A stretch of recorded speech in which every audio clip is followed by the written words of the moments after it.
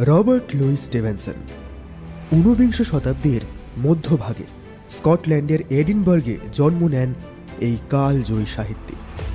Adventure কাহিনীর বুননে তার মৌতাতে যিনি ভরিয়ে দিয়েছেন সারা পৃথিবীর পাঠককুলকে। যারা অ্যাডভেঞ্চার গল্পের পোকা, তাদের মধ্যে ট্রেজার আইল্যান্ড, কিডন্যাপ এসব উপন্যাস পড়েননি এমন পাঠক খুঁজে পাওয়া খুব দুষ্কর। 19বিংশ শতাব্দীর সমুদ্রযাত্রা, পৃথিবীর নানা প্রান্তে ইউরোপীয়দের অ্যাডভেঞ্চার ইত্যাদিকে কালি কলমের সাহায্যে জীবন্ত করে রেখেছেন তিনি।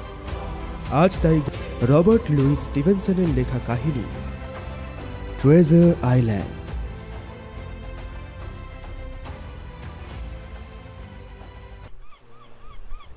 সকালবেলা সবে ঘুম থেকে উঠে দোরগোড়ায় এসে দাঁড়িয়েছি, কাজে লেগে যাবার আগে সাগরের চেহারা এক পলক দেখে নেবার জন্য। এমন সময় কার যেন বিশ্রী ভাঙা গলার গান শুনতে পেলাম। বাপরে, কান ফাটানো সে কি আওয়াজ! সাগরের ডাকও তার কাছে হার মানতে বাধ্য হয়। চেয়ে দেখি লম্বা একটা লোক চড়াই বেয়ে সোজা উঠে আসছে আমাদের হোটেলের দৌড় লক্ষ্য করে। পিছনে ছোট ঠেলা গাড়িতে মস্ত বড় একটা কাঠের সিন্দুক আসছে তার। লম্বা চওড়া জোয়ান লোক, ঝুনো নারকেলের মতো গায়ের রং তার, পরনে একটা নোংরা নীল কোট, এক গালের উপরে রয়েছে তলোয়ারের কাটা সাদা দাগ। গান থামল। তার হোটেলের দোরগোড়ায় পৌঁছে আমি ভয়ে ভয়ে সরে গিয়ে পথ ছেড়ে দিলাম তাকে। লর্ড নেলসনের মতো মাথা উঁচু করে ভিতরে ঢুকলো লোকটা। ঢুকেই হুকুম করল, মদ এক গ্লাস। মদ খেতে খেতে আমার বাবাকে লোকটা বলছে, চমৎকার জায়গাটি তো, লোকজনের আমদানি কেমন?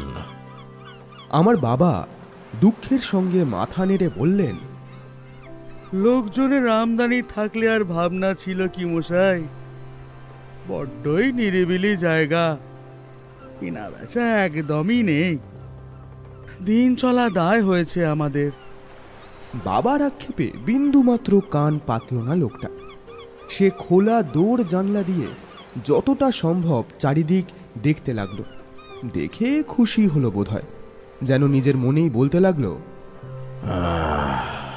ঠিকই বলেছিল ডোভারের রয়্যাল জর্জ হোটেলের লোকেরা। সাগর তীরের এদিকটায় নিরিবিলি হোটেল বলতে বোধহয় এটাই। চমৎকার হবে, এখানেই থেকে যাওয়া যাক। ওরে, সিন্দুকটা ঘরের ভেতরে নিয়ে আয় রে। শেষ কথাটা বলা হলো ঠেলা গাড়িওয়ালাকে। বাবা ঘর দেখিয়ে দেবার জন্য উঠছেন না দেখে লোকটা চটে উঠল রীতিমতো। সে খেঁকিয়ে বলল, আয়, ভাবছো আমি টাকা দিতে পারবো না? এই বলে নোংরা কোটের ভেতরের পকেট থেকে গোটা চারে গিনি বার করে ছুঁড়ে ফেলে দিল ঘরের মেঝেতে।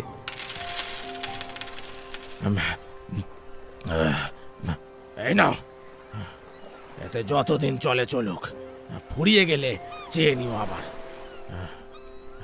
খাওয়াতে আমার বাজ বিচার নেই, মদটা আমার একটু বেশি চাই কেবল। আর চাই নিরিবিলি। আমায় বিরক্ত করলেই মুশকিল, খুন খারাপি হয়ে যাওয়াও আশ্চর্য নয় কিন্তু।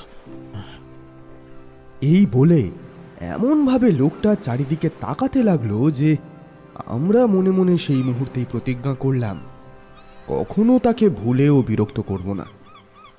বাস্তবিক তার ভয়ঙ্কর চেহারা, তার কোমরের খাপের লম্বা তলোয়ারখানা আর তার গালের কাটা দাগ, এই তিনটে মিলে এমন ভয়াল করে তুলেছে তাকে যে গায়ে পড়ে তার সঙ্গে মেলামেশা করতে যাওয়ার ঝোঁক কারুরই হবার কথা নয়। বাবা উপরের ছোট ঘরখানা দেখিয়ে দিলে লোকটা নিজের সিন্দুকটা ঢুকিয়ে ফেলল ঘরের ভিতর। আর সেই থেকে ক্যাপ্টেন রয়ে গেল আমাদের হোটেলে। ও, বলতে ভুলে গেছি, লোকটাই আমাদের বলে দিয়েছিল তাকে ক্যাপ্টেন বলে ডাকতে। ভোরবেলা উঠেই ক্যাপ্টেন এক চক্কর ঘুরে আসে সাগর তীরে, আর যখন তখন গিয়ে দাঁড়ায় হোটেলের কাছাকাছি উঁচু টিলাটার মাথায়। সেখান থেকে ডাইনে বাঁয়ে অনেক দূরেই তার নজর চলে। দাঁড়িয়ে দাঁড়িয়ে এক নজরে চারদিকে তাকায় কিছুক্ষণ, তারপর হোটেলের খাবার ঘরে এসে আবার বসে মদ নিয়ে। এমনি করেই দিনের পর দিন কাটে তার, মাসের পর মাস যায় গড়িয়ে। আমাদের হোটেলে আড্ডা নেবার দু একদিন পরেই ক্যাপ্টেন চুপি চুপি আমায় বলল, দেখো মাস্টার, একটা সাহায্য তুমি আমায় করো। বলুন। দেখো, আর কিছু নয়, এক পাওয়ালা কোনো লোক এই অঞ্চলে আসে কি না একটু নজর রাখো। আচ্ছা। হ্যাঁ, দেখো, ওরকম কাউকে দেখলে তক্ষুনি এসে তুমি আমায় খবর দিও। এই উপকারটুকু যদি আমায় তুমি করো, আমি মাসে মাসে 4 পেনি করে দেব তোমায়। হ্যাঁ, আচ্ছা, ঠিক আছে। আমি রাজি হয়ে গেলাম তক্ষুনি। কেনই বা হব না, মেহনত তো এ কাজে কিছুই নেই, শুধু একটু চোখ মেলে থাকা। মাঝে মাঝে ক্যাপ্টেন জিজ্ঞাসা করে, কি মাস্টার, দেখতে পেলে ওরকম কাউকে? আমি শুধু মাথা নাড়ি। মাসের শেষে আমি গিয়ে আমার কাজের মজুরি চাইলাম। আমার দাবি শুনেই ক্যাপ্টেনের চোখ লাল হয়ে উঠল, এমন কটমট করে তাকাতে লাগলো আমার দিকে যে আমি ভয় পেয়ে সেখান থেকে পালিয়ে গেলাম মজুরির আশায় জলাঞ্জলি দিয়ে। কিন্তু 3-4 দিন পরে দেখি ক্যাপ্টেন নিজে এসেই আমায় 4 পেনি দিয়ে নতুন করে অনুরোধ করল এক পাওয়ালা লোকটার সম্বন্ধে সজাগ থাকতে। মাসে মাসে 4 পেনি করে নিজের রোজগার এভাবে হতে লাগলো আমার, ক্যাপ্টেনেরই দৌলতে। কিন্তু হায়, হোটেল ওদিকে দেউলে হবার জোগাড়। সেই যে প্রথম দিন 4 মোহর দিয়ে আমিরই দেখিয়েছিল ক্যাপ্টেন, তারপর আর একটি পয়সাও আদায় হয়নি তার কাছে। টাকার কথা বাবা মাঝে মাঝে বলেন অবশ্য, কিন্তু তার উত্তরে এমন কটমট করে তাকায় সে, আর কোমরের তলোয়ারটা এমন অকারণেই ঝনঝন করে তার যে বাবা আর তার সামনে দাঁড়িয়ে থাকতে সাহস করেন না। ওদিকে তার মদের চাহিদা বেড়েই চলেছে দিনের পর দিন, অসম্ভব খরচা হচ্ছে তার জন্য। ঠিক এমন সময় বাবা অসুখে পড়লেন। ক্যাপ্টেনের দরুন দুশ্চিন্তাই বোধহয় অসুখের কারণ।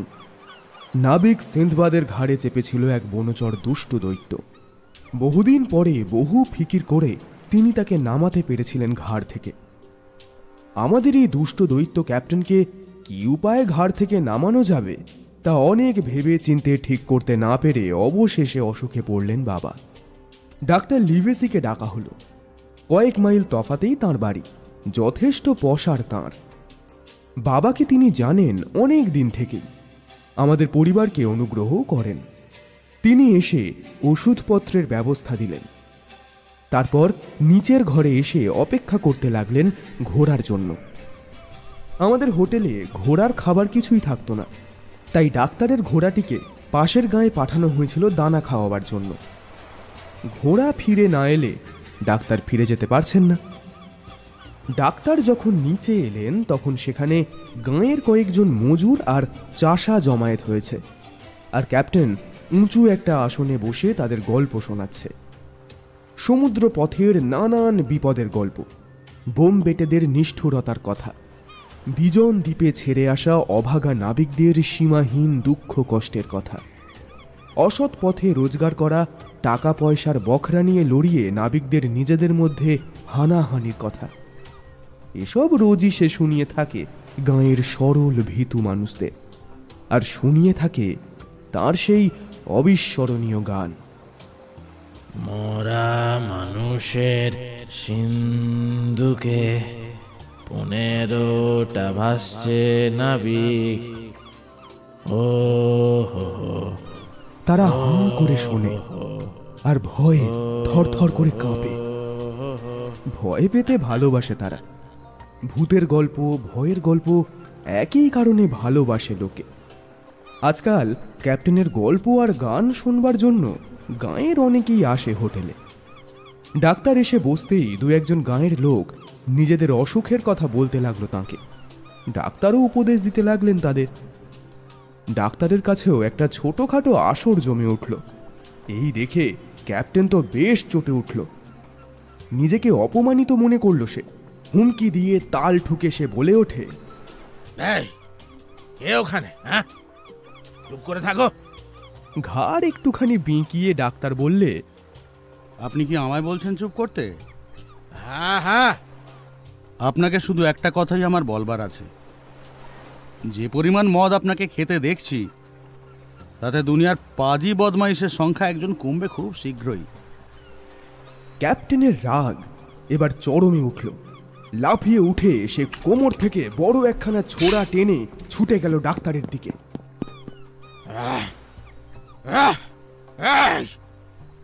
ডাক্তার নড়েও বসলেন না, আগের মতোই ঠান্ডা মাথায় বললেন, এক্ষুনি যদি ছোরাটা না ফেলে দাও, তবে ফাঁসিতে লটকাবো তোমায়।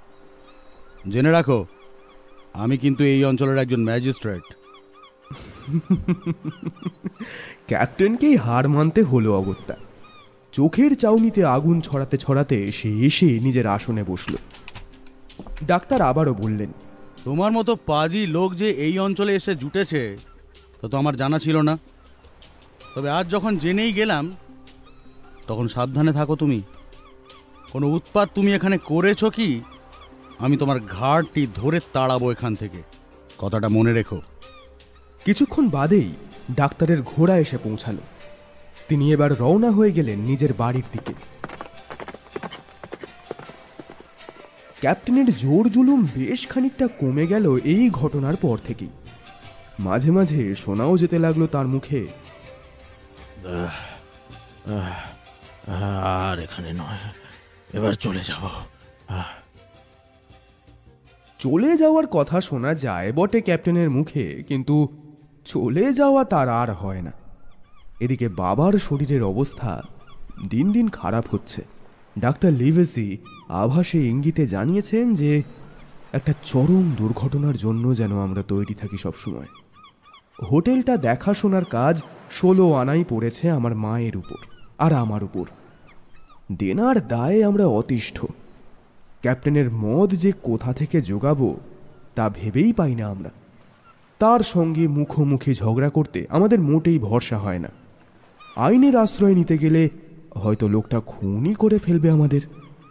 এমন সময় চাকা ঘুরল। একদিন ভোরবেলা টেলিস্কোপ হাতে নিয়ে ক্যাপ্টেন বেড়াতে গেছে সমুদ্রের ধারে। আমি তার জল খাবারের জন্য টেবিল সাজাচ্ছি। এমন সময় একটা লোক এলো। লোকটাকে আগে কখনো দেখিনি, তাই তক্ষুনি তার পায়ের দিকে তাকালাম। না, খোঁড়া নয়, দুটো পাই তো আছে তার। ক্যাপ্টেন যাকে খুঁজছে এ তার মানে সেই লোক নয়। তবে পা যদিও দুটোই আছে, হাতের আঙুল কাটা গেছে গোটা 2। কোমরে তলোয়ার আছে বটে, কিন্তু এত ফ্যাকাশে শুকনো তার চেহারা যে সে লড়াই করতে পারে তলোয়ার নিয়ে, এমনটা বিশ্বাস করা খুবই শক্ত। লোকটা এসে মদ চাইল আর জিজ্ঞাসা করল, ওহে, আমার বন্ধু বিল কি এখানে থাকে? বিল কিনা জানি না, তবে এখানে একজন ভদ্রলোক থাকেন, ওই তাকে আমরা ক্যাপ্টেন বলি। ক্যাপ্টেন? তা বিলকে ক্যাপ্টেন বলা চলে বই। তা তার গালে একটা কাটা দাগ আছে কি? এই ডান গালে? হ্যাঁ আছে। আছে, তাহলে সেই হলো গিয়ে আমাদের বিল। ঠিক আছে, আমি বসছি, আসুক সে। কোথায় গেল বিল? কোথায় গেল? কোথায়? ওই ওই ওই দিকে, সাগর তীরের দিকেই বেড়াতে গেছেন। এমন সময় দেখা গেল ক্যাপ্টেন ফিরে আসছে নিয়ম মাফিক তার বেড়ানো শেষ করে। অমনি লোকটা আমাকে টেনে নিয়ে দরজার পাল্লার আড়ালে লুকিয়ে পড়ল। আমার হাতখানা সে এত জোরে ধরে রেখেছিল যে সেটা টনটন করছিল। সে ফিসফিস করে আমায় সাবধান করে দিল যেন আমি আগে থাকতে কথা না বলি। তার ভাবভঙ্গি আর কথার সুরে এমন একটা দারুণ নিষ্ঠুরতা ফুটে বেরোচ্ছিল যে তার কোনো আদেশের প্রতিবাদ করতে আমার খুব একটা সাহস হচ্ছিল না। ক্যাপ্টেন এসে গট গট করে ঘরে ঢুকল, সোজা এগিয়ে গেল জল খাবারের টেবিলের দিকে। এমন সময় দরজার আড়াল থেকে লোকটা ডাকল, বিল! লাটিমের মতো গোঁ করে ঘুরে দাঁড়ালো ক্যাপ্টেন। তার মুখ, চোখ, নাক সব নীল হয়ে গেল, যেন সে দিনের বেলায় ভূত দেখেছে। আশ্চর্য রকম বুড়ো আর রোগা দেখাতে লাগলো তাকে। তার মুখ থেকে অবশেষে বেরুলো, ব্ল্যাক ডগ। হ্যাঁ, ব্ল্যাক ডগই বটে।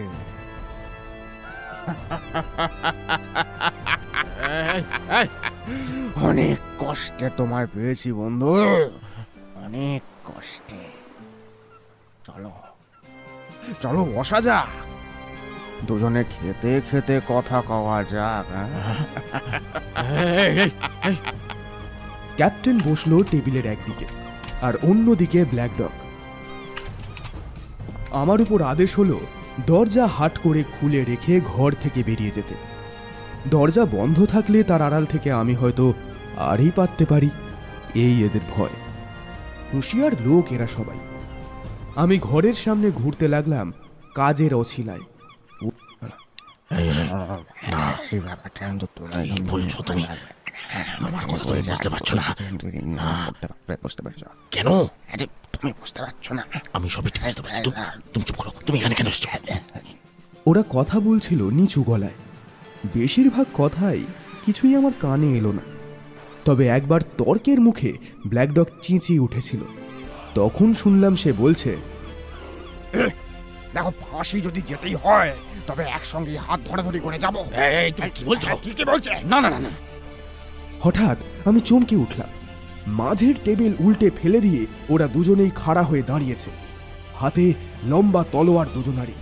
আমি চেঁচাবো না ছুটে এগুবো না দৌড়ে পালাবো, ঠিক করে উঠবার আগেই দেখি ব্ল্যাক ডগ ছুটে বেরিয়েছে ঘর থেকে। তার কাঁধের উপর লম্বা আঘাত, রক্ত ঝরছে তা থেকে। আমি তাড়াতাড়ি সরে গেলাম পথ ছেড়ে। ব্ল্যাক ডগ লাল রক্ত পথে ছড়াতে ছড়াতে ছুটে উধাও হয়ে গেল টিলার আড়ালে। জিম, জিম, মদ মদ আনো। ডাক এলো ক্যাপ্টেনের ঘরের ভিতর থেকে। তাকিয়ে দেখি ক্যাপ্টেন টলছে, দেওয়ালে ভর দিয়ে দাঁড়িয়ে আছে সে। আমি ছুটে এসে জিজ্ঞাসা করলাম, আপনার কি লেগেছে? মদ মদ আনো, মদ। ক্যাপ্টেন আসছে, আস্তে আস্তে। আমায় যেতে হবে এক্ষুনি। আমায় চলে যেতে হবে বলে মদের জন্য তাগিদ দিতে লাগলো ক্যাপ্টেন বারবার। আমি মদ আনবার জন্য পাশের ঘরে চলে গেলাম। ফিরে এসে দেখি ক্যাপ্টেন লম্বা হয়ে পড়ে আছে মেঝেতে। মা ছুটে এসেছেন নিচে, বোধহয় ক্যাপ্টেনের পড়ে যাওয়ার আওয়াজ শুনতে পেয়ে। ক্যাপ্টেন চোখ বুজে থেকে থেকে জোরে জোরে নিঃশ্বাস নিচ্ছে, আর মুখের চেহারা হয়ে গেছে ভয়ঙ্কর রকমের ফ্যাকাশে।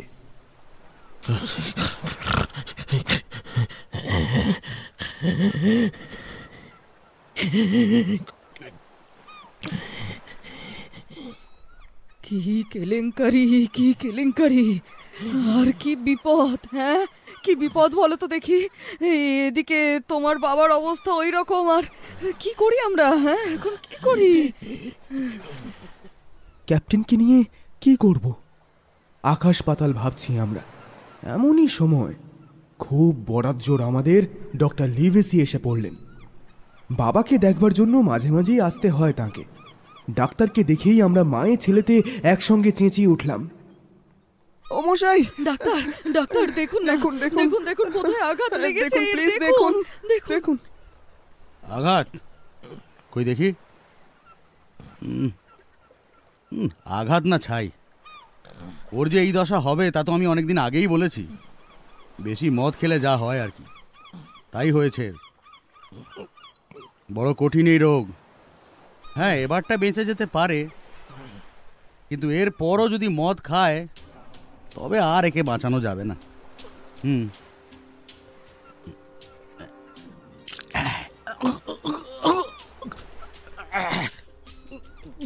চুপ করো, চুপ করো।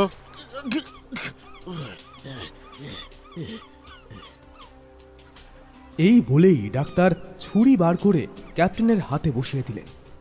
চিড়ে ফেললেন একটা শিরা, আর রক্ত পড়তে লাগলো প্রচুর। অনেকটা রক্তপাত হয়ে যাওয়ার পর জ্ঞান ফিরে এলো ক্যাপ্টেনের। ডাক্তারের দিকে তাকিয়েই তার মুখ কালো হয়ে গেল। তারপর তার চোখ পড়ল আমাদের উপর। একটু যেন সাহস পেল ক্যাপ্টেন, জিজ্ঞাসা করল,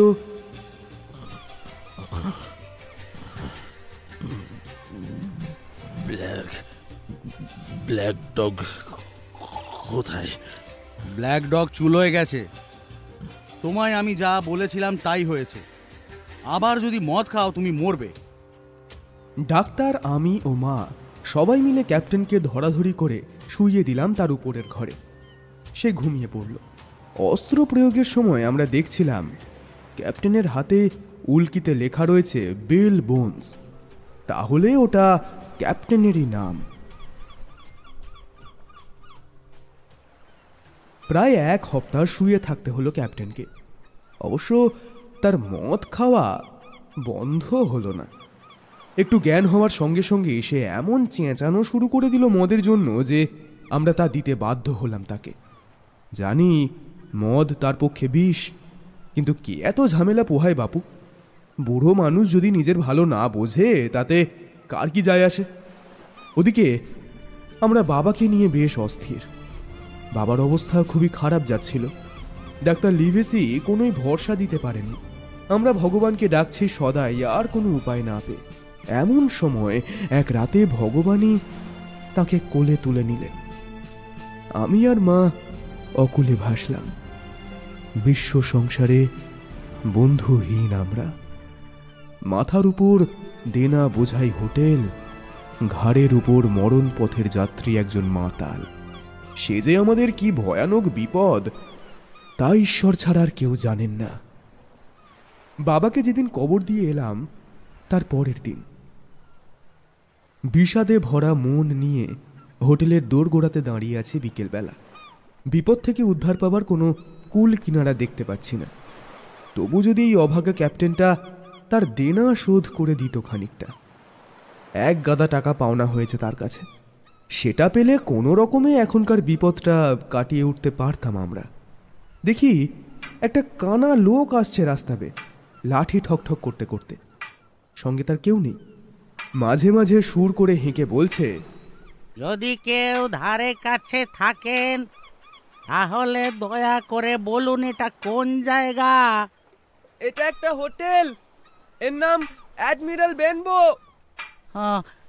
মহাত্মা দয়া করে আমার হাত ধরে একটু ভেতরে নিয়ে যাবেন কি? রাস্তা চলা একরকম চলে, কানা লোকের পক্ষে বাড়িতে ঢোকা শক্ত। আমি অমনি গিয়ে তার হাত ধরলাম। কি ভয়ানক ব্যাপার!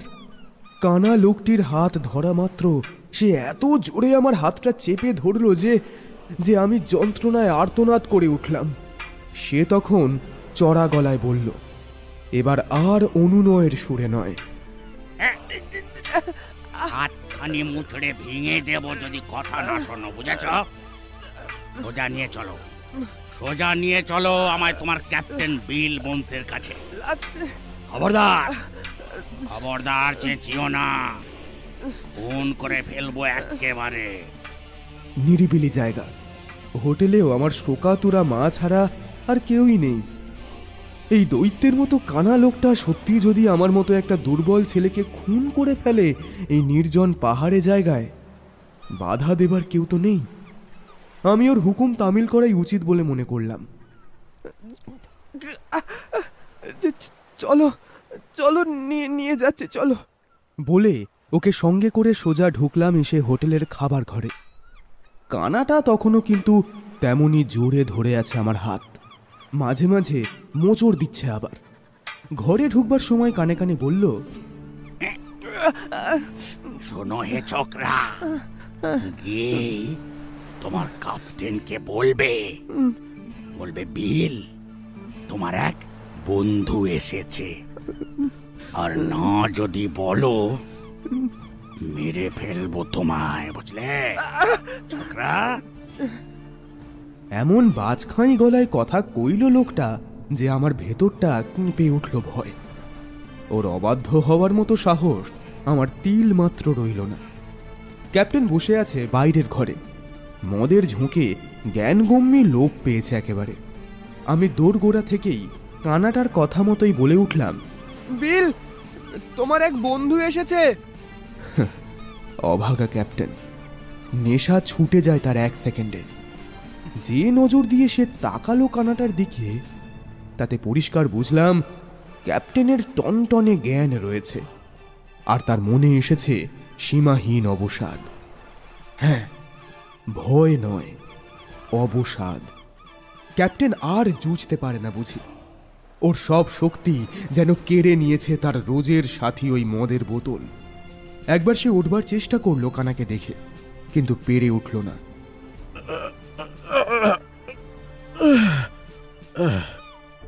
যেমন বসেছিল তেমনই ঠায় সে বসে রইল। কানা ভিখারিটা আস্তে অথচ কড়া ধমকে বলল, এক চুলো নড়বে না বিল। চোখে দেখতে পাই না বটে, কিন্তু একটা আঙুল নড়লেও আমি তা টের পাই। হাতটা বাড়িয়ে দাও বিল। আরে এই ছোকরা, তুমি আমার ডান হাতটা বিলের হাতের সাথে মিলিয়ে দাও। ভয় আর অজানাকে জানার নেশা তখন সমানভাবে পেয়ে বসেছিল আমাকে। আমি হুবহু তামিল করলাম কানা লোকটার হুকুম। ক্যাপ্টেন নিজের হাত তার দিকে বাড়িয়ে দিয়েছে ততক্ষণে। আমি দেখলাম কি যেন একটা জিনিস কানা লোকটার হাত থেকে পৌঁছলো ক্যাপ্টেনের হাতে।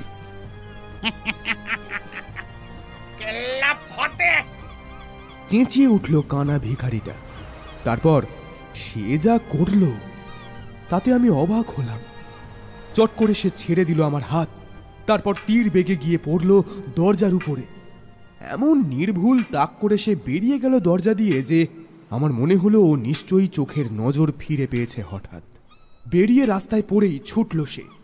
এত তাড়াতাড়ি ছুটল যে তার পেছনে দৌড়লেও ক্যাপ্টেন সহজে তাকে ধরতে পারত না। রাত 10টা বাজে, এখনো 6 ঘন্টা সময় আছে। এক্ষুনি পালাতে হবে, এক্ষুনি। ক্যাপ্টেনের গলার আওয়াজে আমি চমকে ফিরে তাকালাম তার দিকে। দেখলাম ক্যাপ্টেনের মুখ কালো হয়ে গেছে। হাতে তার একটা কাগজের চিরকুট। তারই দিকে তাকিয়ে সে বারবার আওড়াচ্ছে, রাত 10টা, এখনো 6 ঘন্টা বাকি। এখনই পালাতে হবে। রাত 10টা, 6 ঘন্টা, পালাতে হবে, পালাতে হবে। তাড়াতাড়ি উঠে দাঁড়ালো ক্যাপ্টেন ঘর থেকে বেরিয়ে যাবার জন্য, কিন্তু সঙ্গে সঙ্গেই সে টলতে লাগলো। নিজের গলায় হাত দিল একবার। একটা ঘর ঘর শব্দ করে দু একটা দোল খেলো সে সামনে পিছনে। তারপর ঘরের মেঝেতে আছড়ে পড়ে গেল সে ভীষণ আওয়াজ তুলে।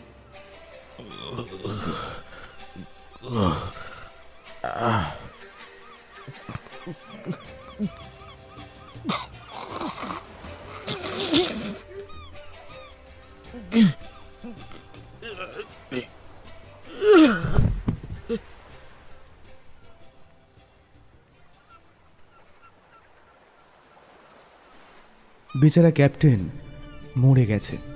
সে শুধু নিজে মরেনি, আমাদেরও মেরে রেখে গেছে। এক গাদা টাকা পাওনা তার কাছে। হ্যাঁ, সবটাই লোকসান। এ ধাক্কা সামলে ওঠা সম্ভব নয় আমাদের পক্ষে, বিশেষ যখন বাবা আর বেঁচে নেই। কিন্তু সে ভাবনা পরে। এখন ভাবছি রাত 10টায় কি যেন কি একটা ঘটবে। ওই কানা ভিখারিটা আসবে রাত 10টায়, হয়তো তার দলবল নিয়ে।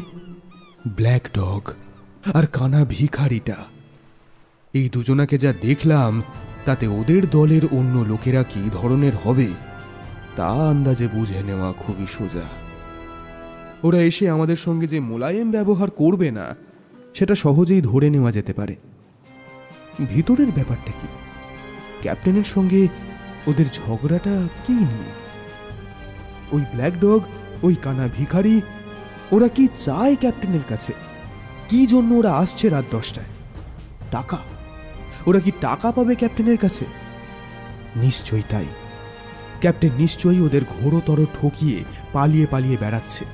এই নিরিবিলি পাহাড়ে জায়গায় এসে লুকিয়েছে ওদেরই ভয়। টাকা আদায় করবার জন্যই যেন ওরা সবাই খুঁজে বেড়াচ্ছে ক্যাপ্টেনকে সারা দুনিয়ায়।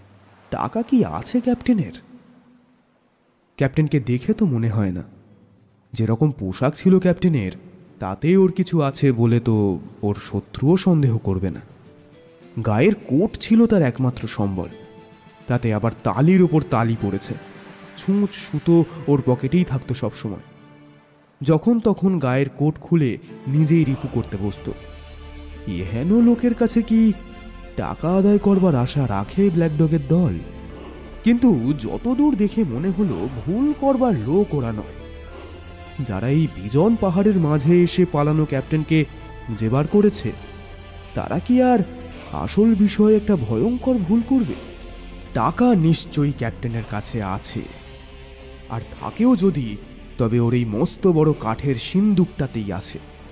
আমি মাকে বললাম, মা, রাত 10টায় ওরা আসবে, তার আগেই ক্যাপ্টেনের ওই সিন্দুকটা আমি খুঁজে দেখব একবার। যদি টাকা থাকে ওতে, আমাদের পাওনাটা আমরা বার করে নেব তা থেকে।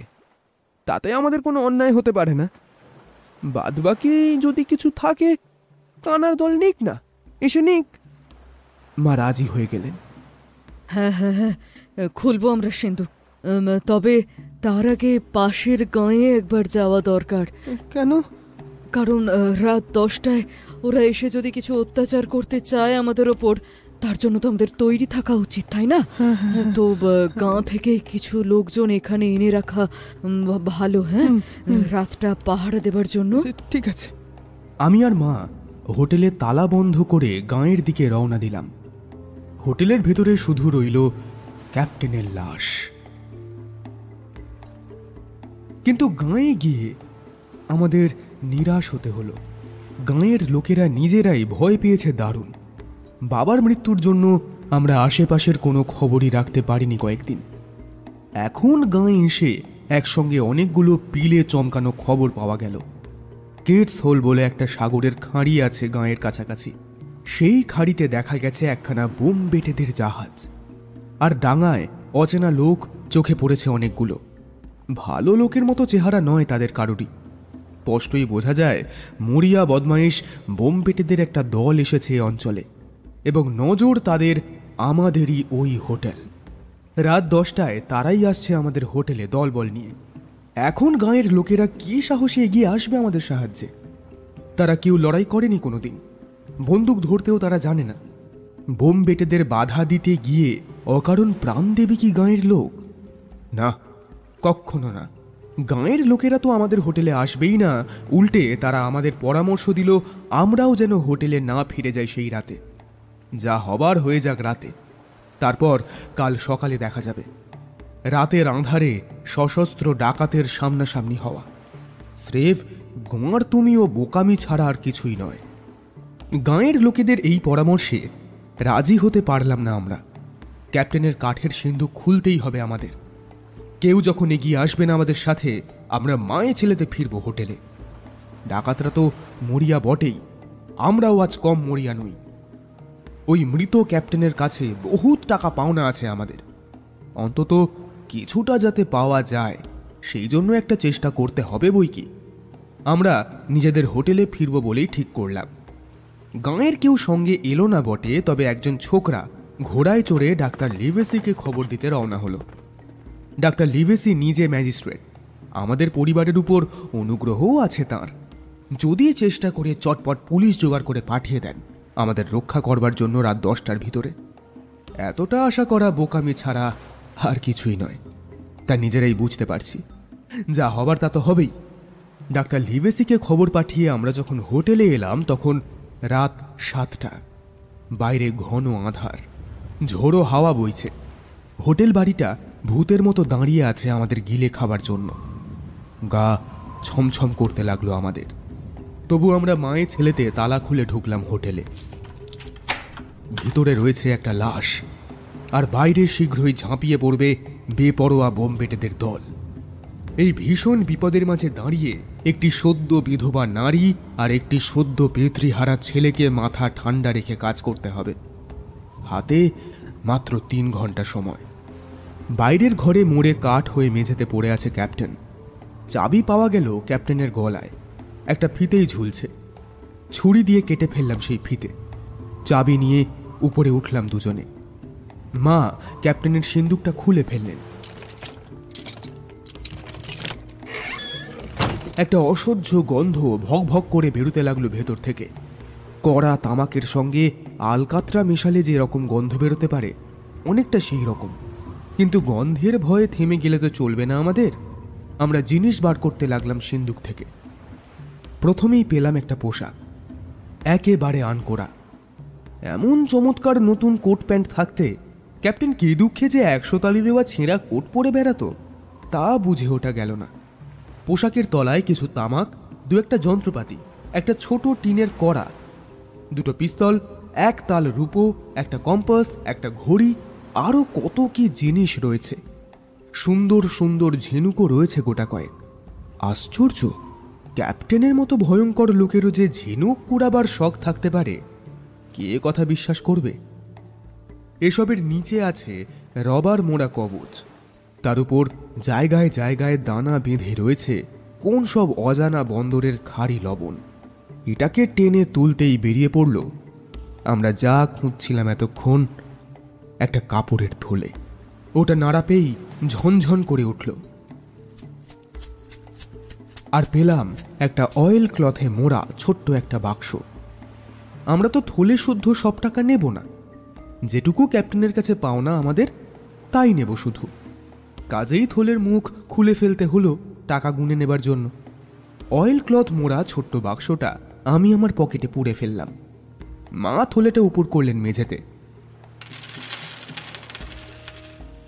এবার মুশকিলে পড়ে গেলাম আমরা। নানান দেশের বিভিন্ন যুগের হরেক রকমের সোনার মোহর। তাদের চেহারাও এক নয়, তাদের দামও সমান নয়। কি করে বুঝবো কোন মোহর কটা নিলে আমাদের পাওনা টাকা শোধ হবে? স্পেন, ফ্রান্স, ইটালির মোহরই বেশিরভাগ। আমরা দাম জানি না মোটেই। তাই নিজেদের দেশের গিনি বেছে বেছে পকেটে ভরতে লাগলাম আমরা। তাদের সংখ্যা খুবই কম। বাছাই করতে, গুনতে আর হিসেব করতেই মশগুল আমরা। এমন সময় একটা আওয়াজ আমার কানে এলো। বুকের ভেতরটা ধক ধক করে উঠল অমনি। এই সেই কানা ভিখারিটার লাঠির আওয়াজ। এত আগে ওরা এসে পড়েছে? এখন তো রাত 8টাও বাজেনি। ও কি ধরিবাজ লোক ওরা! রাত 10টা পর্যন্ত সময় দিয়েছে বটে, কিন্তু পাহারা বসিয়েছে রাত 8টা থেকে। না, রাত 8টা কেন? হয়তো সারা দিনই ওরা নজর রেখেছে হোটেলের উপরে। এখন রাতও বাড়ছে, তারাও সাড়া দিচ্ছে একে একে। ঠকাঠক আওয়াজ এগিয়ে আসছে ধীরে ধীরে। সদর দরজা পর্যন্ত এসে থামল লাঠি ঠোকার আওয়াজ। তারপর হলো একটা জোর আওয়াজ। দরজার পাল্লার উপর কানার লাঠির বাড়ি পড়ল যেন। ভাগ্যিস আমি ভেতর থেকে দরজার খিল এঁটে দিয়েছিলাম। কানাটা যেন অবাক হয়ে গেছে দরজায় খিল লাগানো দেখে। 1 মিনিট চুপচাপ। তারপর আবার রাস্তায় খটাখট আওয়াজ। এবার আওয়াজ দূরে সরে যাচ্ছে আস্তে আস্তে। বুঝলাম দরজা বন্ধ দেখে কানাটা ফিরে চলেছে দলবল ডেকে আনবার জন্য। এবার ও দলের লোকেরা এসে পড়বে এক্ষুনি। 10টা পর্যন্ত নিশ্চয়ই অপেক্ষা করবে না আর।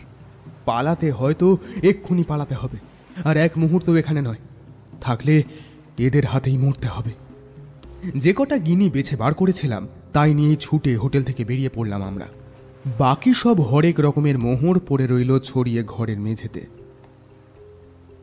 আমি মনকে এই বলে বোঝালাম যে অয়েল ক্লথে মোড়া ছোট বাক্সটা তো আমি পেয়েছি।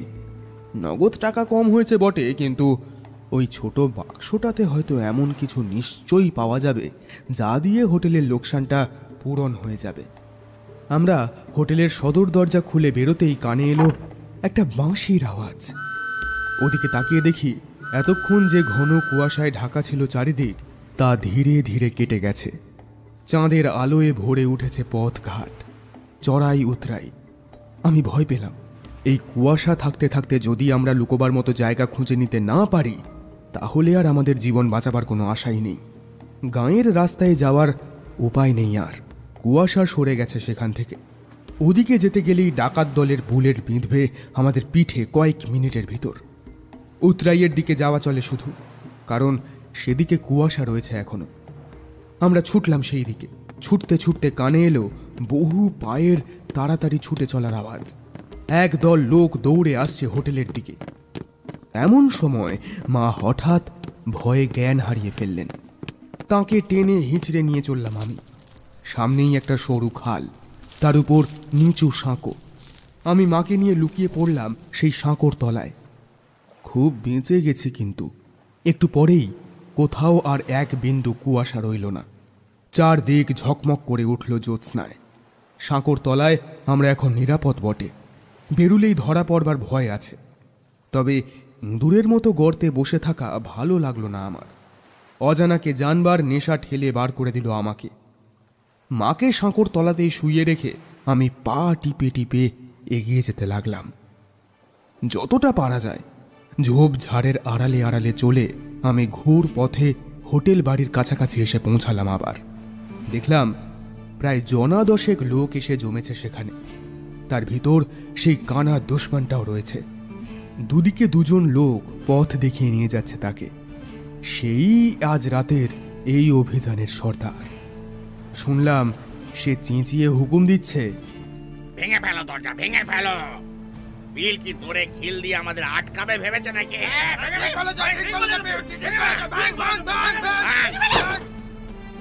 বলেই দু তিনজন লোক দৌড়ে গিয়ে ধাক্কা দিল দরজায়। তারা আশা করেছিল যে হুড়মুড় করে ভেঙে পড়বে দরজা, কিন্তু তা তো হলোই না। হাট হয়ে খুলে গেল দরজা। এমন সময় এমন আচমকা খুলে গেল যে লোকগুলো টাল সামলাতে না পেরে হুমড়ি খেয়ে দড়াম করে পড়ল ভিতরে।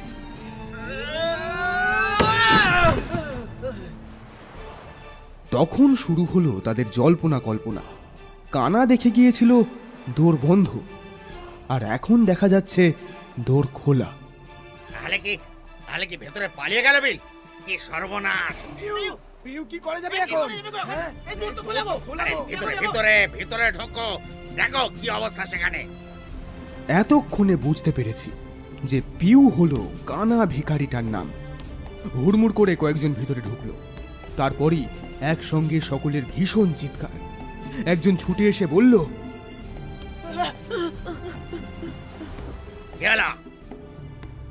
বিল বিল বিল মরে গেছে, মরে গেছে বিল। দেখ ওর সিন্ধুকের চাবিটা কোথায়, দেখ।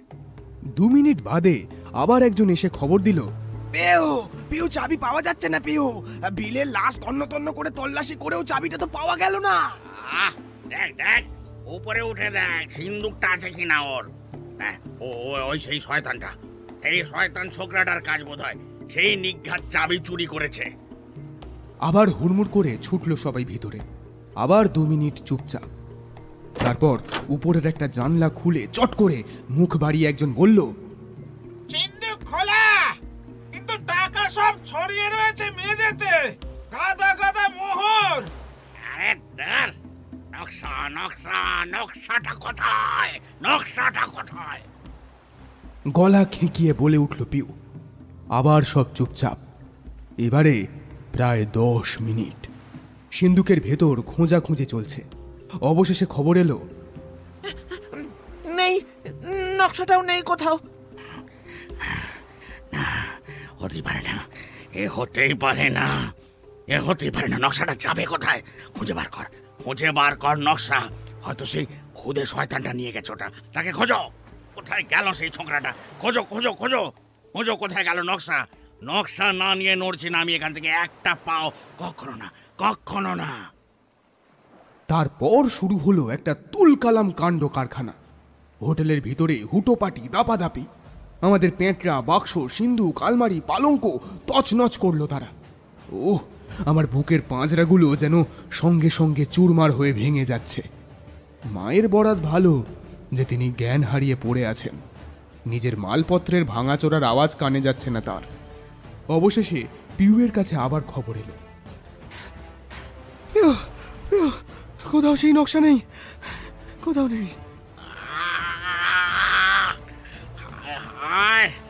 কানা হওয়ার এই দোষ, কানা হওয়ার এই দোষ। আমি চোখে দেখতে পেলে কি আর এই সর্বনাশ হয়? ওরে ওরে ওরে, তোরা মেঝে পুড়ে ফেল, মেঝে পুড়ে ফেল, দেয়াল ভেঙে ফেল। কোথায় লুকোবে, কোথায় লুকোবে নকশাটা? এই এই, তোরা দু চারজন বাইরেটা খুঁজে রাখতো ভালো করে। আর এই ছোকরাটা গেল কোথায়? হ্যাঁ, নকশা না নিয়ে শুধু হাতে ফিরে যাব এত কাণ্ড করবার পর? শুধু হাতে কেন পিউ, মোহরগুলো তো পাওয়া গেছে। মোহর? কটা মোহর পেলি তুই? হ্যাঁ, কটা মোহর পেলি শুনি? বকরা করলে কটা করে ভাগে পড়বে তোর মাথা পিছু? আর কদিন চলবে তাতে? তারপর যে ভিকিরি সেই ভিকিরি। আর নকশাটা পেলে যে অফুরন্ত রাজার ভান্ডার এসে যেত হাতে। সবাই মিলে 3 পুরুষ পর্যন্ত আমিরি করা চলতো, বুঝলি? আর ওই ভান্ডার তো পরের নয়, হ্যাঁ আমাদেরই তো। আমরাই জান লড়িয়ে তিলে তিলে জমিয়েছি ওই ভান্ডার। হকের ধন পেলে কখনো যাবো না আমি। নকশা আমার চাই, নকশা আমার চাই, নকশা আমার চাই। চিৎকার করতে করতে পাগলের মতো নিজের চুল ছিঁড়ছে পিউ আর বলছে, কি ভুলি না করেছি আমি, কি ভুলি না করেছি। যাবার সময় ওই ছোকরাটার চোখ দুটো উপরে কেন নিয়ে যাইনি আমি, কেন? এমন সময় আবার সেই বাঁশির আওয়াজ। সবাই চমকে উঠল। বারবার দুবার ডাকাতরা ওর মুখের দিকে তাকাতে লাগলো ভয় ভয়। আমার মনে হলো ওদেরই সাবধান করে দেওয়ার জন্য কোনো লুকোনো জায়গা থেকে বোধহয় বাঁশি বাজিয়েছে ওদেরই পাহারাদার কোনো লোক। হয়তো ডাক্তার লিভেসি পুলিশ নিয়ে আমাদের সাহায্যে আসছেন। সাহসে আমার বুক 10 হাত বেড়ে উঠল। ডাকাতরা কিন্তু এবার পালাতে চাইছে, পারছে না শুধু পিউয়ের জন্য। সে নকশা না নিয়ে কিছুতেই এখান থেকে নড়বে না। আসুক শত্রু, আসুক পুলিশ, আসুক মিলিটারি, নকশা আমার চাই, নকশা আমার চাই। আমার হুকুম শুনতে হবে, আমার হুকুম শুনতে হবে তোদেরকে। তোমার হুকুম নিয়ে তুমি থাকো। না বাবা, তোরা যাস না। পুলিশ আসছে, পুলিশ আসছে, পালাতে হবে। চল চল চল চল চল চল।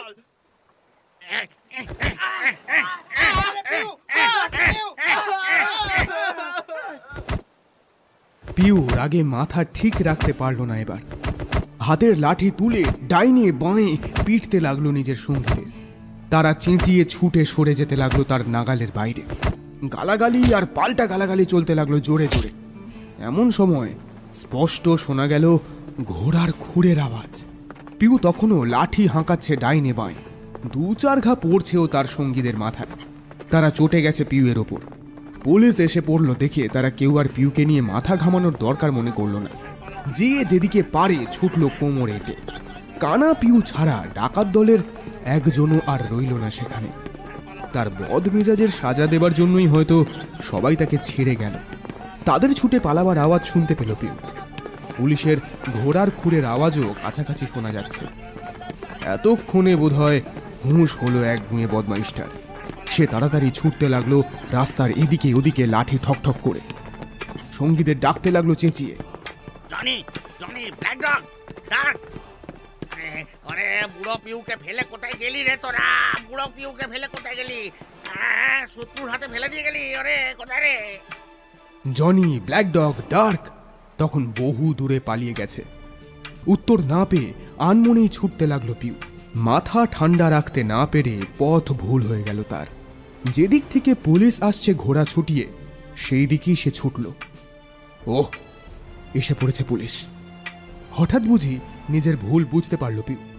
একেবারে ডান দিকে ঘুরে ছুটল সে। একটা গভীর গর্ত ছিল সেখানে। পড়ল হুড়মুড় করে তারই ভেতর। তারপর অতি কষ্টে উঠল সেখান থেকে। উঠে আবার ছুটল পাগলের মতো যেদিকে পারে।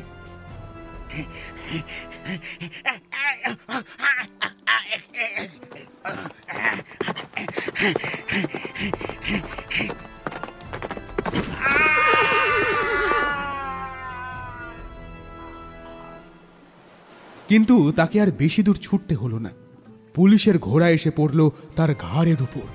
অমন বুক ফাটা চিৎকার আমি আর আগে শুনিনি। রাতের আকাশ ফেটে যেন চৌচির হয়ে গেল সেই হাহাকারে। ঘোড়সাওয়ার পুলিশ ঘোড়া থামাবার চেষ্টা করলো প্রাণপণে। থামল ঘোড়া, কিন্তু থামবার আগেই তার 4খানা পা পিউয়ের পাঁজরার উপর দিয়ে ছুটে চলে গেছে। প্রথমে কাত হয়ে পড়েছিল হতভাগা, তারপরে কি জানি কেমন করে ধীরে ধীরে উপুর হয়ে গেল তার দেহ। ব্যাস, সে আর নড়ল না। ডাক্তার লিভেসিকে খবর দেওয়ার জন্য গাঁয়ের যে ছোকরা গিয়েছিল তার সাথে একদল শুল্ক বিভাগের পুলিশের পথে দেখা হয়ে যায়। বোম বেটেদের জাহাজ দেখা গেছে গাঁয়ের পাশের খাড়িতে কিডস হোলে। এই খবরটা আগেই পেয়ে সারা সাগর তীর বরাবর তারা সজাগ হয়ে চারদিক টহল দিচ্ছিল। এখন সেই ছোকরার মুখে আমাদের হোটেলের খবর শুনে সাঁই সাঁই করে ছুটে এসেছে তারা। মায়ের চোখে মুখে জলের ঝাপটা দিতেই জ্ঞান ফিরে এলো তাঁর। মা, মা, তুমি ঠিক আছো মা? পিউ মরে গেছে, তাই ব্যাপারটা কাছাকাছি ম্যাজিস্ট্রেটের নজরে আনা দরকার। শুল্ক বিভাগের পুলিশের সুপারিনটেন্ডেন্ট মিস্টার ডান্স আমায় নিয়ে চললেন ডাক্তার লিভেসির কাছে। এদিকে বহুদূর পর্যন্ত তন্ন তন্ন করে খুঁজেও পালানো ডাকাতদের আর কোনো হদিশ পাওয়া গেল না। ডাক্তার লিভেসির বাড়িতে গিয়ে জানা গেল তাঁর নেমন্তন্ন আছে জমিদার ট্রেলনির বাড়িতে। তাঁকে পেতে হলে সেখানেই যাওয়া দরকার। অগত্যা মিস্টার ডান্স আমাকে নিয়ে সেখানেই চললেন। হ্যাঁ, বলে রাখা ভালো, ট্রেলনিও একজন ম্যাজিস্ট্রেট। পাড়াগাঁয়ে নামজাতা ধনী লোকেদের গভর্নমেন্ট ম্যাজিস্ট্রেটের ক্ষমতা দিয়ে আশপাশের শান্তি বজায় রাখার দায়িত্ব খানিকটা তাঁদের কাঁধে চাপিয়ে দিয়ে থাকেন। লিভেসি ও ট্রেলনি দুজনেই এই ধরনের ম্যাজিস্ট্রেট। মিস্টার ডান্স আমায় সঙ্গে নিয়ে যখন জমিদার বাড়িতে হাজির হলেন তখন ট্রেলনি তাঁর অতিথিকে সবে ভুরি ভোজনে আপ্যায়িত করেছেন। লাইব্রেরি ঘরে আমরা দেখা পেলাম দুজনের। জমিদার ট্রেলনি যেমন লম্বা তেমনই চওড়া, তাঁর মুখে একটা সরলতার আভাস ফুটে আছে সবসময়। দিল খোলা খোশ মেজাজি লোক বলেও তাঁর খ্যাতি আছে, কিন্তু মাঝে মাঝে হঠাৎ ভীষণ রেগে ওঠেন। সে রাগ অবশ্য বেশিক্ষণ থাকে না। তিনি দেশ বিদেশ বেড়াতে বড়ই ভালোবাসেন, বহু দেশ বেরিয়েও এসেছেন। মিস্টার ডান্স এ পর্যন্ত যা ঘটেছে তার একটা ছোটখাটো খসড়া বিবরণ পেশ করলেন। তাতে জানালেন কিভাবে পথের মাঝে খবর পেয়ে তিনি সদল বলে এসে হাজির হন অ্যাডমিরাল বেনবো হোটেলে, কিভাবে একটা ডাকাত ঘোড়ার পায়ের তলায় পিষে মারা গেছে, কিভাবে অন্য ডাকাতদের খোঁজ করতে গিয়ে বিফল হয়েছেন তারা। দুজন ম্যাজিস্ট্রেটই তাকে বাহবা দিলেন খসড়াটা পড়ে, তারপর খাইয়ে দাইয়ে তাকে বিদায় দিলেন। মিস্টার ডান্স বিদায় নেবার পর ডাক্তার লিভেসি আমার কাছে শুনতে চাইলেন আমার কথা। আমি একে একে গোড়া থেকে শেষ পর্যন্ত সবটাই খুলে বললাম। লিভেসি জিজ্ঞাসা করলেন, নকশা নকশা খোঁজবার জন্যই তোমাদের বাড়িঘর ভেঙে চুরে তছনছ করেছে তাহলে ওই বোমবেটেদের দল? তা কোথায় সেই নকশা? সেই নকশা বোধ হয় এইটে। এই কথা বলে আমি সেই অয়েল ক্লথে মোড়া ছোট বাক্সটা বার করলাম পকেট থেকে। বাক্সের উপর দিকটা গালা দিয়ে সিল করা। সিল ভেঙে তবে তা খুলতে পারা গেল। কেবল দুটো জিনিস বেরুলো, একখানা খাতা আর একখানা গালা মোহর দেওয়া ভাঁজ করা একটা কাগজ। খাতাটা খুলেই প্রথম পড়া হলো। হিসাবের খাতা বলেই মনে হচ্ছে। বাঁ দিকে তারিখ, ডান দিকে টাকার অঙ্ক। কিন্তু কি বাবদে টাকা পাওয়া গেল বা খরচ হলো তা কোথাও লেখা নেই। লেখার বদলে ক্রস বসানো, কোথাও দু একটা, কোথাও বা 5টা 7টা।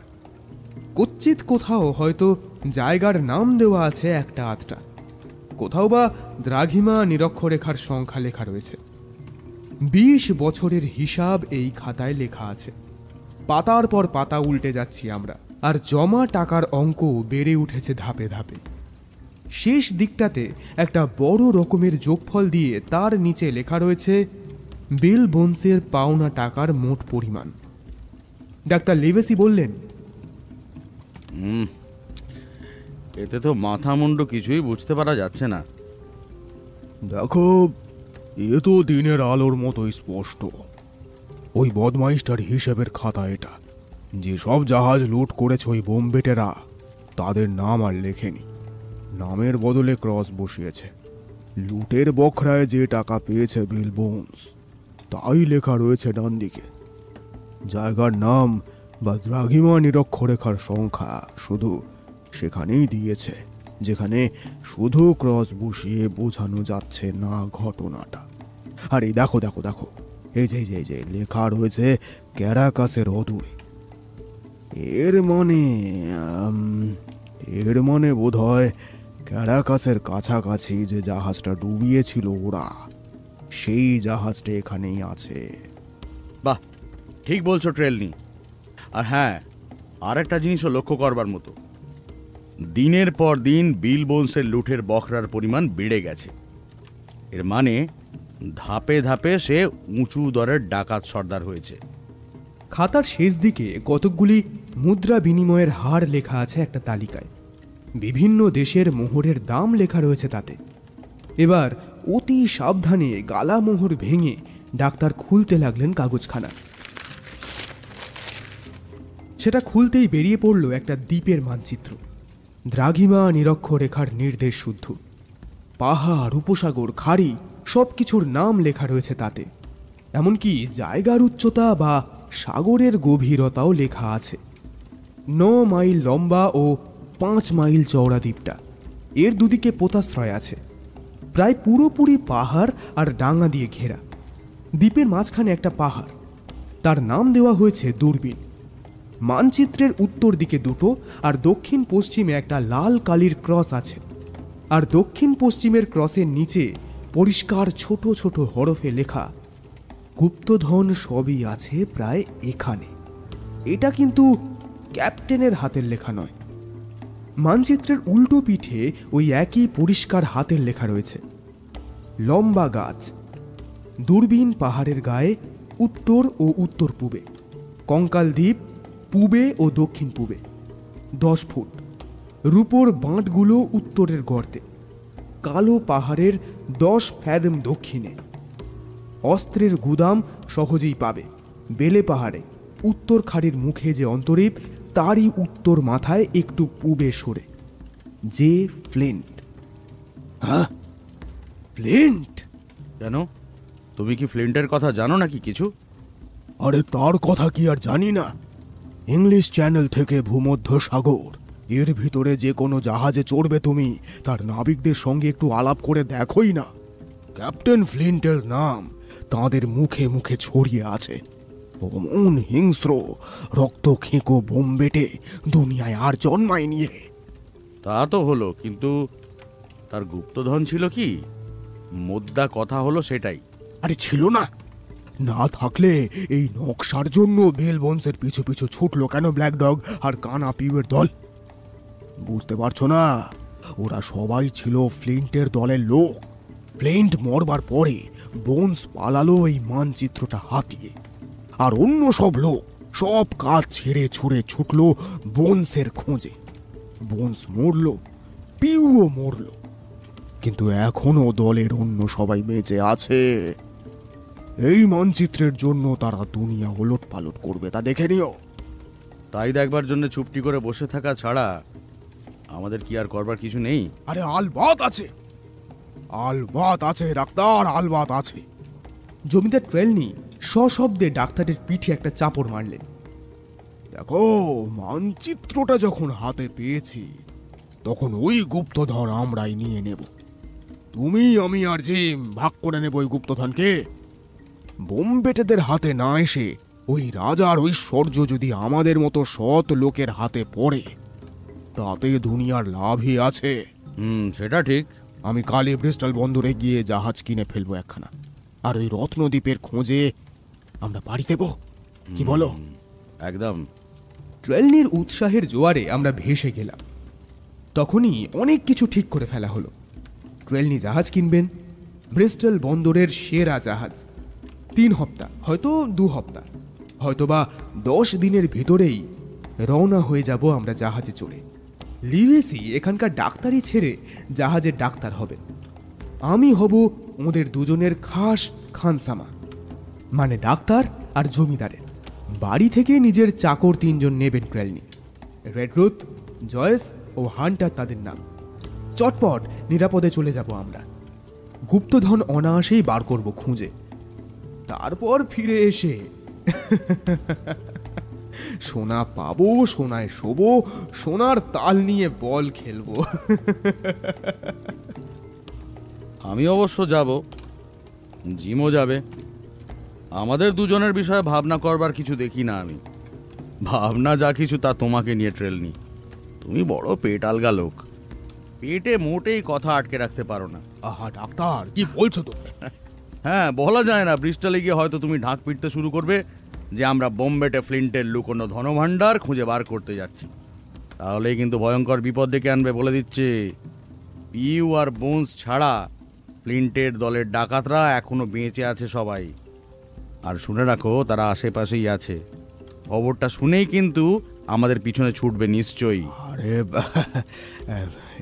তুমি তুমি ঠিকই বলেছো ডাক্তার। আমি একটু বেশি কথা বলি বটে, তবে তবে তুমি দেখে নিও আমি একেবারে গুম হয়ে থাকবো। একটি কথাও আমার মুখ দিয়ে বেরোবে না। এদিকে নিশ্চিন্ত থাকো তুমি।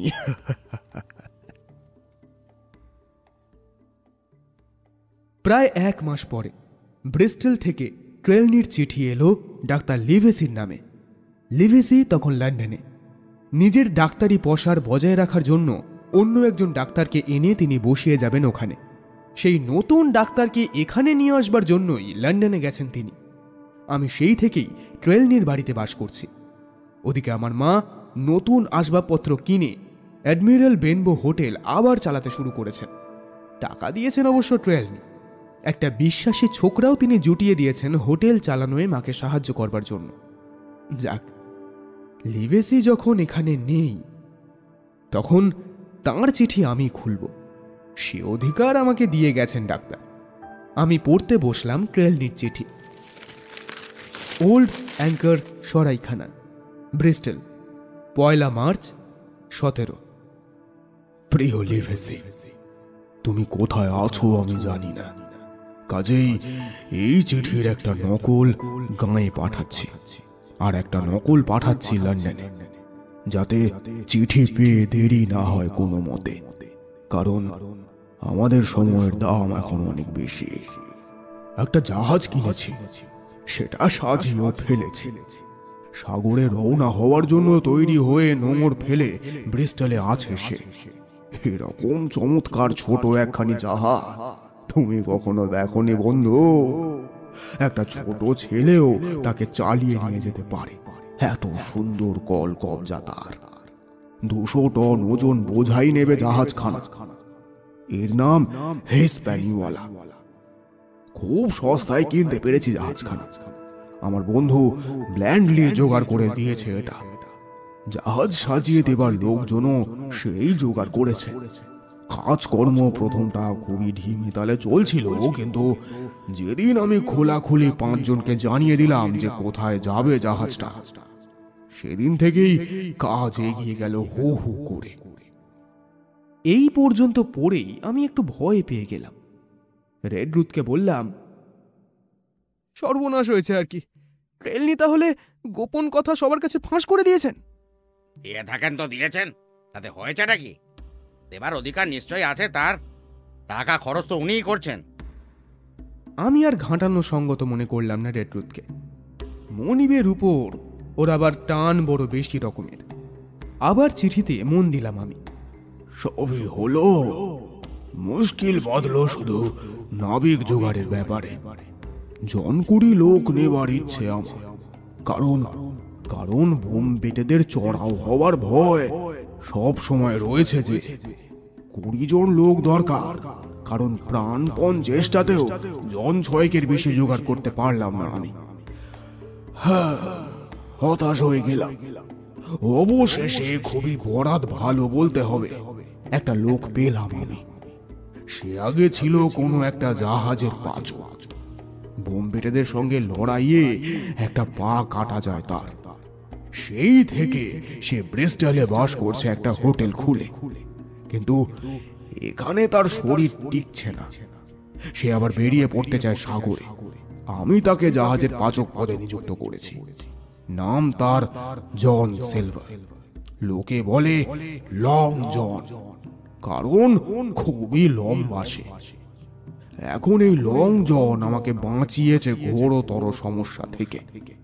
ওর জানাশোনা দক্ষ নাবিক আছে ঢের, যত লোক দরকার আমার সবই এনে দিয়েছে ও। খুবই কাজের লোক তারা। আমি আগে যে 6-7 জন লোক নিয়েছিলাম তাদের ভিতর থেকে কয়েকজনকে আবার বাদ দিয়েছি আমি, ওই সিলভারের পরামর্শে। তারা সবই নতুন লোক। আমাদের এ বেপরোয়া অভিযানে ওদের দিয়ে কাজ পাওয়া যাবে না বলেই সন্দেহ করেছিল সে। না, ঠিকই বলেছে সিলভার, আমাদের চাই অভিজ্ঞ কাজের লোক। বন্ধু ব্ল্যাডলি এনে দিয়েছে একজন ক্যাপ্টেন, তার নাম স্মলেট। খুবই নাকি দক্ষ লোক, কিন্তু ভদ্রলোকের মেজাজ ভালো নয়, এই একটা তার দোষ। মোট একজন পাওয়া গেছে সিলভারের চেষ্টায়, তার নাম অ্যারো। এই তোমরা দেরি করো না, তাড়াতাড়ি চলে এসো, আমরা রওনা হওয়ার জন্য তৈরি হয়ে আছি। জিম একবার তার মায়ের সঙ্গে দেখা করে আসতে পারে রেডরুটকে নিয়ে, কিন্তু এক রাতের বেশি যেন দেরি না করে, এটা কিন্তু খেয়াল রেখো। জন ট্রেলনি। চিঠি পড়ার পরই আমি মায়ের সাথে দেখা করতে রওনা হলাম রেডরুথকে নিয়ে। রেডরুথের উপর হুকুম হয়েছে ট্রেলনির, সে যেন আমায় একা না ছাড়ে, কারণ মানচিত্রটা তো আমার কাছেই আছে, এবং ওই মানচিত্রের দরুনই আমার উপর যে কোনো মুহূর্তেই আসতে পারে শত্রুর আঘাত। মায়ের কাছে বিদায় নিয়ে আমি রেডরুথের সঙ্গে ডোভারে গিয়ে ঘোড়ার ডাকগাড়ি ধরলাম। পরদিন সকালে পৌঁছে গেলাম ব্রিস্টলে। ওল্ড অ্যাঙ্কার সরাইয়ে গিয়েই দেখা পেলাম ট্রেলনির। তাঁর চোখে মুখে আনন্দ আর উৎসাহ ফুটে বেরুচ্ছে। তিনি আমাদের দেখেই বললেন, আরে বাঁচা গেল, বাঁচা গেল, সবাই পৌঁছলে এসে। যাক, ডাক্তারও এসে গেছে কাল রাতে। সেই দিনই ডাক্তার আর আমাকে নিয়ে ট্রেলনি চললেন জাহাজটা দেখতে। তীর থেকে কিছু দূরে নোঙর করা ছিল হিসপ্যানিওয়ালা। আমাদের নৌকো চলল এঁকে বেঁকে, এ জাহাজের পাশ কাটিয়ে ও জাহাজের কাছির তলা দিয়ে। অবশেষে হিসপ্যানিওয়ালাতে উঠলাম আমরা। মেট্যারো এসে স্বাগত জানালেন আমাদের আর জাহাজখানার নতুন মালিক ট্রেলনিকে। ক্যাপ্টেনকেও আমি দেখলাম, তিনি যেন মহা বিরক্ত হয়ে রয়েছেন। সব কিছুরই উপরে খাপ্পা যেন তিনি। ট্রেলনি আর ডাক্তার কেবিনে এসে বসা মাত্রই একজন নাবিক এসে বলল, ক্যাপ্টেন মালিকের সঙ্গে কথা কইতে চান। ট্রেলনি তখনই আসতে বললেন ক্যাপ্টেনকে। ক্যাপ্টেন এসেই ঝাঁঝালো গলায় বললেন, মশাই, এসব আমার মোটেই ভালো লাগছে না। কোথা থেকে সব লোকজন জোগাড় করেছেন আমি জানি না, এদের একটাকেও আমার পছন্দ হচ্ছে না। মেয়েটিকেও খুব একটা ভালো বলে মনে হচ্ছে না। এইভাবে সাগরে রওনা হওয়া মোটেই উচিত নয়।